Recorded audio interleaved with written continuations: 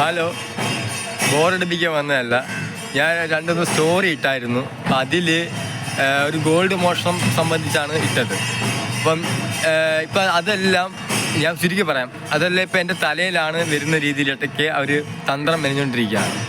അപ്പോൾ ഞാൻ വിശ്വസിക്കും, എനിക്ക് എല്ലാ ഭഗവാനും വിശ്വാസമാണ്. പക്ഷെ ആദ്യത്തെ ആ ഒരു ഇൻസിഡൻറ്റ് പറ്റിയ ആ ഒരു പാവപ്പെട്ട ചേച്ചി, ആ വീട്ടിൽ നിന്ന് മോഷണം നടന്നത്, ആ ചേച്ചി നേർച്ചയിടാൻ വിറ്റു എന്ന് പറഞ്ഞ ഒരു അമ്പലത്തിലാണ് ഞാൻ നിൽക്കുന്നത്. ഞാൻ അവിടെ ഫോട്ടോഗ്രാഫി അലോടല്ല, അപ്പോൾ ഞാൻ കാണിക്കുന്നില്ല. അപ്പം ഞാൻ ആ തിരുസന്നിധിയിൽ നിന്ന് പറയാണ്, ഈ 3 പേരുടെയും പൈസയ്ക്കകത്തുനിന്നോ ഗോൾഡിനകത്തുനിന്നോ എനിക്ക് യാതൊരുവിധ പങ്കുമില്ല. അപ്പോൾ ഒരാൾ കള്ളത്തരം പറഞ്ഞിട്ട് അത് എടുത്തിട്ടില്ല എന്നുണ്ടെങ്കിൽ എടുത്തില്ല, ഞാൻ ചെയ്തിട്ടില്ല എന്ന് പറഞ്ഞാൽ പോരെ. അത് നീയാണ് അത് ചെയ്യിപ്പിച്ചതെന്ന് ഞാൻ തെളിയിക്കും, അതിന് തെളിവ് ഞാൻ നിരത്തും എന്നൊക്കെയാണ് എൻ്റെ അടുത്ത് ഞാൻ ഇതൊക്കെ അറിഞ്ഞത്. അപ്പം ഈ ദേവി, തൊഴുവങ്കോട് ദേവി, തിരുവനന്തപുരത്തെ തൊഴുവങ്കോട് ദേവി ക്ഷേത്രത്തിൽ എനിക്കാണ് ആദ്യമാണ് ചരടും കെട്ടിയിട്ടുണ്ട്. വേണ്ട, ചരടും കെട്ടിയിട്ടുണ്ട്.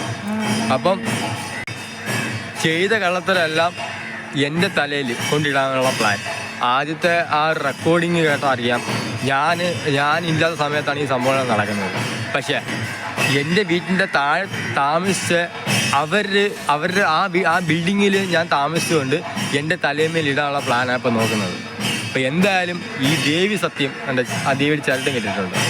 ദേവി സത്യം, എനിക്ക് ഇതുമായിട്ടൊരു ബന്ധവുമില്ല.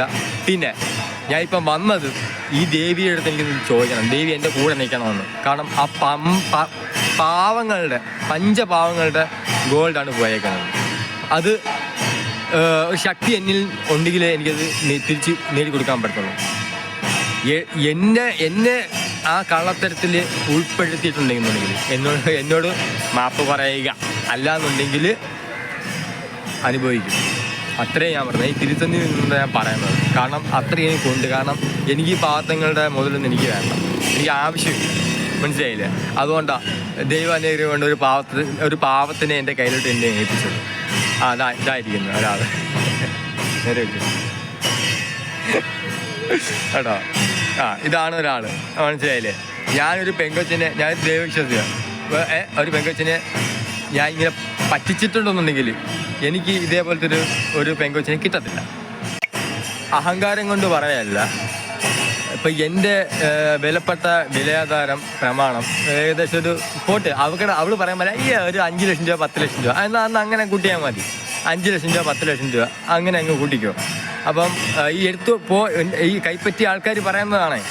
അപ്പം അങ്ങനെ കൊണ്ടുപോയിട്ടുണ്ട്. ഒരാൾ പ്രമാണം കൊണ്ടുപോയി, ഒരാൾ അതിൻ്റെ 100 ഇരട്ടി വിലയുള്ള പ്രമാണം എനിക്ക് കൊണ്ടുതരുന്നു. ഏതാ 19 1 കോടി രൂപ വിലയുള്ള പ്രമാണം. ഇതാണ് ആ പുള്ളി കേട്ടോ. ഒരാൾ കൊണ്ടുപോയി, ഒരാൾ കൊണ്ടുവന്നു. പക്ഷെ അതൊന്നും അല്ല, അതൊക്കെ പോട്ട്. അതുകൊണ്ട് എനിക്ക് ഭഗവാൻ ഉണ്ടെന്നുണ്ടെങ്കിൽ എനിക്ക് കിട്ടേണ്ടതല്ല, എനിക്ക് കിട്ടും. അർഹതപ്പെട്ടതാണെങ്കിൽ എനിക്ക് കിട്ടും. അപ്പോൾ ഇതെനിക്ക് അർഹതപ്പെട്ടതാണെന്ന് എനിക്ക് തോന്നുന്നുണ്ട്. കാരണം എന്ന് വെച്ചാൽ ഞാൻ ഒരുപാട് കഷ്ടപ്പെട്ടിട്ടുണ്ട്. കാരണം ഒരുപാട് ഈ പറയാൻ പോലെ വന്നിടയ്ക്ക് 8 മാസത്തോളം ഞാൻ ഊപ്പാട് വന്നിട്ടുണ്ട്. അതിൻ്റെ കൂലിയായിട്ടൊന്നും കണക്ക് കൂട്ടുന്നില്ല. വന്നിട്ട് 2-3 മാസം കഴിഞ്ഞപ്പോഴാണ് ഞാൻ അറിയുന്നത് ഇങ്ങനെയൊക്കെയാണ് കാര്യങ്ങളെന്ന് തോന്നുന്നു. അതുകൊണ്ട് പുള്ളിക്കാരിയെ ഞാൻ രക്ഷപ്പെടുത്തിയെടുത്തതാണ്. പുള്ളിക്കാരി എനിക്കൊരു ജീവിതം തന്നെയാണ്. വേറെ ഉടായ്പും പരിപാടിയൊന്നുമല്ല. ഈ പറയാൻ പോലെ കുറേ ഉടായ്പകളും കള്ളത്തരങ്ങളൊക്കെ ഈ പാവപ്പെട്ട കൊച്ചിൻ്റെ പേരിൽ കൊണ്ട് തലമേടുന്നുണ്ട്. ഇത് മൊബൈൽ മോഷണമോ, ഏതാണ്ട് എന്തോ ഭർത്താവിൻ്റെ മൊബൈൽ മോഷ്ടിച്ചെന്നോ അങ്ങനെ എന്തോ മോഷ്ടിച്ചപ്പോൾ എന്തൊക്കെയോ പറയുന്നത്. ഒരു മാക്രി ഉണ്ട് അവിടെ, ഒരു വരമാക്രി.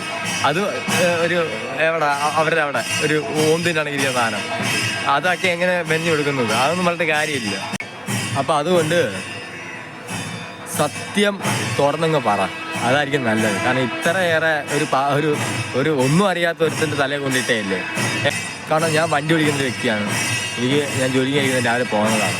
അപ്പം എനിക്ക് അറിയാം ഞാനല്ല എടുത്തിട്ടുള്ളതെന്നുള്ളത്.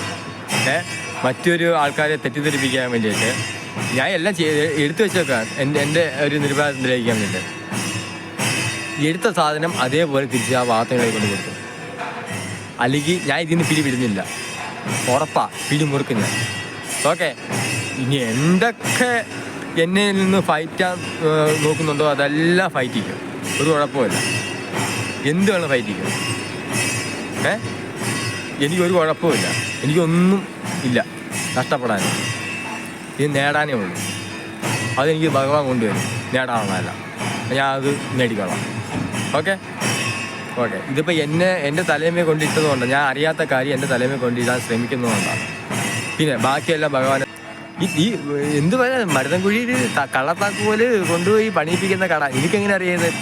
കള്ളത്താക്കോൽ അവിടെ പണിയിപ്പിക്കുന്നുള്ളത് എനിക്കറിയത്തില്ല. ഞാൻ ഈ ട്രിവാൻഡ്രം മൊത്തം കിടന്ന്, ഈ സിറ്റി മൊത്തവും കിടന്ന് കറങ്ങുമോ? എനിക്കറിയത്തില്ല. എനിക്കറിയത്തുള്ളൂ. ഞെട്ടിപ്പോയി കഥകളൊക്കെ കേട്ടിട്ട്. അയ്യോ, ദീപാരാധനയായി. Okay, thank you.